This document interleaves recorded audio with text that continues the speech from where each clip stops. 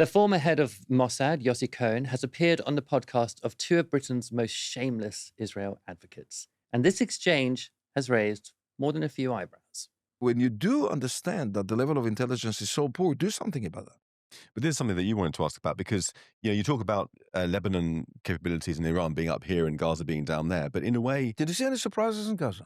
surprises? Yeah. You Like mean in intelligence surprises? pages, walkie-talkies. Do you know how many treated equipment do we have in these countries? Mm. You don't. I do.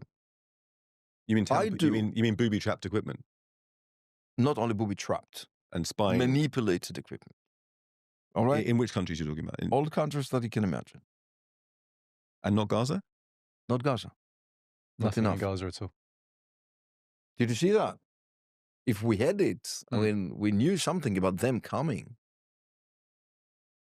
Something, right? I would have sold them everything. Now, there are a few things, or more than a few things, that are kind of strange about that video. First of all, claiming you've booby-trapped or bugged devices everywhere you can imagine in the world is an odd thing to brag about, because that would presumably include a lot of Israel's allies, including countries that have provided them with weapons and diplomatic cover during the Gaza genocide, as well as, of course, for decades before that. Bugging or even booby-trapping their devices is hardly a reward for friendship. It's hardly going to encourage other people to be friendly with you. But I think the second element is even stranger. We're expected to believe that Israel has bugged devices in every single country in the world that you can imagine, except the one place, Gaza, that they're most subject to threats from. How does that make sense? We're supposed to believe that at one and the same time, the most competent, all-powerful agency ever conceived could bug devices in every other part of the world, yet Gaza was the only place where it was just impossible. Doesn't make sense. Let's listen to a bit more of that exchange. I mean, you can't imagine the quantity when I have invented that method. That was in 2002 to 2004. The pager method. The manipulated equipment method. Okay? We have already used it. Manipulated equipment in Second Lebanon War. Some of the elements were speaking to us. How did you use it? Want a glass of water? We can get some brandy. He could tell you, but he didn't. I know it's an early morning in London. I mean, I don't think that is the case. But how did we do it? I tell you how. We want to do that. I truly believe is if there is something as you've studied, there is something behind that wall that I need. Okay, and people will try to avoid me from doing it. Right? I will find a way to get there. I have to find a way to get there. Right? And if I know that Hezbollah or Iran or other countries or other organizations are buying something that I can be part of their supply chain, I will do, but that has to be decided. Why is it? Because my best partner at the time, when I have invented that, was the chief or the head of the tech division at the Mossad. Q. The Q, right. Mm. Yeah. And he had to be my best partner because without him, I'm nothing. So the reason they booby-trapped Hezbollah devices was because he wanted to. But Hamas never bought anything they could bug. I mean, they also bugged Revolutionary Guards devices. We've heard the leaked audio of Mossad agents threatening Revolutionary Guards with all kinds of consequences if they didn't follow Mossad's instructions and reveal information and so on and so forth during the strikes on Iran. So they could do the Revolutionary Guards, they could do Hezbollah, but they didn't do Hamas because Hamas just never bought anything they could bug. I don't understand this, Barry. Can you make it make sense for us?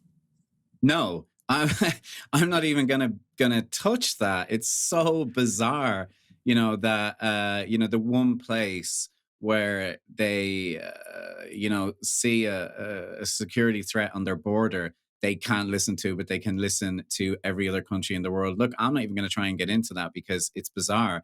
And I do think that Cohen, he's been behaving really strangely over the last few weeks. We saw him on the Barry Weiss podcast as well. And I thought he was quite odd on that. I thought he was quite odd with Jake Wallace Simons on this podcast also. It's like he's saying things that on the surface of it he shouldn't really be saying. And he appears to be on some kind of victory lap.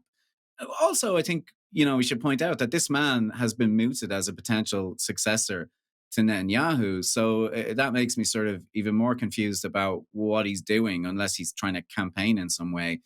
To be on a victory lap about the Hezbollah pager attacks is heinous. I mean, the Hezbollah pager attacks were an absolute disgrace. I think they are one of the most indiscriminate attacks that we've ever seen a government pull. I think that they about 37 people were killed. They claim 39 Hezbollah members were killed. And those pagers were not just carried by Hezbollah fighters. They were carried by people who worked in, Hezbollah's sort of social services system, who worked in health clinics that Hezbollah provides in local areas. But not only that, 3,400 people were wounded in those attacks. People who were standing in supermarkets near somebody who had one in their pocket. People who were sitting at a dining table with a family member who had one. People were maimed. People were blinded. People lost their fingers. And a lot of those people were children.